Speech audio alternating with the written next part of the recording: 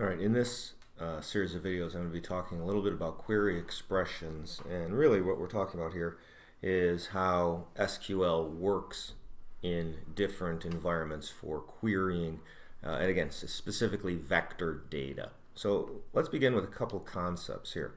First of all, what we want to think about is that we have to understand that our querying is based on the format of attribute data. And again, in this video, we're going to be talking about attribute-based querying, not locational-based querying. So a field could be an integer. Remember, that is in a sense a whole number, no decimal places. It could be double or float. Again, that is a decimal place numeric value. Again, level of precision past the decimal place there. It could be text. It could be a date. Now, we're not going to be talking about blobs or GUI IDs in this case. And so again, set those off to the side. So, three ways of dealing with queries or selections. What I want you to remember is that we can actually do a query within the definition query, that is within the properties of a vector file. We can actually use the interactive selection tool in the toolbar, or we could use the attribute query in the attribute table, or we can actually run the select tool from the toolbox. So these are three ways of doing very similar things. They have slightly different results, and that's what I want to look at first. Let's begin with the idea. What I've done here is I have three copies of Pennsylvania counties. And the reason I'm doing this is that I'm going to do three of the same thing, and we're going to look at the results. So we can do the most basic, which is an interactive selection option. So I'm going to make that one available here. And again, we're going to do select by attributes, and in this case I'm going to make it relatively straightforward. I'm going to select where name is equal to, and remember we can use a get unique value, and we're simply going to want to select Allegheny County. You'll notice in this case again it is selected. I haven't changed geometry, I haven't created any new files, it's simply selected.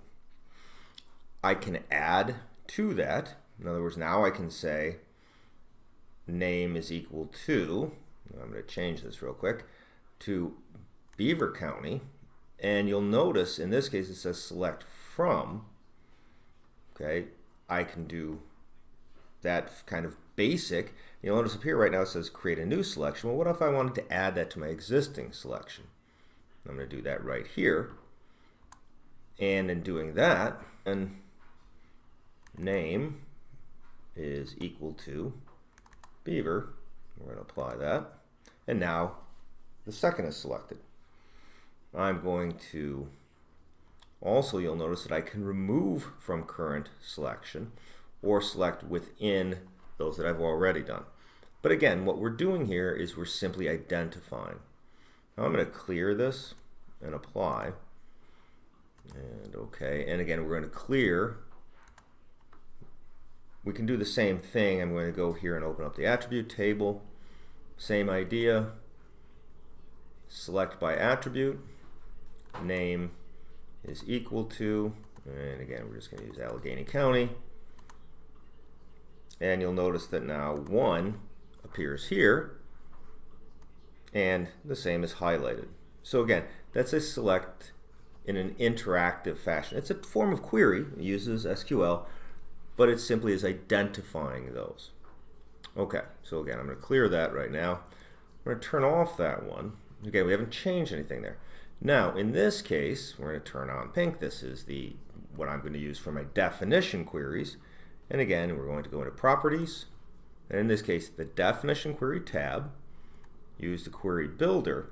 In this case, when I say name is equal to, and again, I'm going to get my Allegheny, and OK and apply. Well, in this case now, only one of the counties is available for analysis. Okay, so again, we've changed what is literally present. In contrast, again, to when we do an interactive, all of them are present, but one is selected. Now, what we can do, the other important idea here, is that once we've done a definition query, if I were to want to write a new one, name is equal to, and I get unique values, all the values are there. And in fact, I can choose Armstrong this time and apply. And now Armstrong County is there. So although only one county is available for analysis, given the definition, I can change that and bring a new county into the analysis environment. Okay, now let's do the third option here.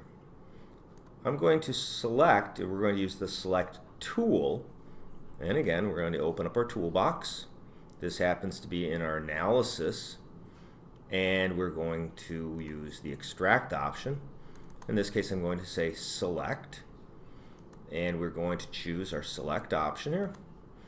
And our output here, we're going to say week 3, and you'll notice it gives it a select after the underscore. But I'm going to do the same idea with a name is equal to, and again, we're going to use Allegheny, and I'm going to say OK.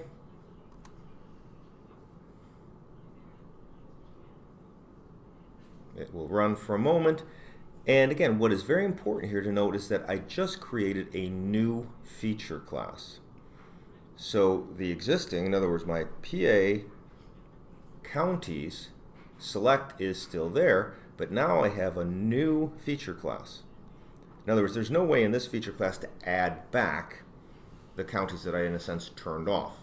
And so again, those are 3 ways of dealing with selecting vector features based on attributes. In the next video, we're going to move forward into actually how we understand SQL, at least as it exists for our queries.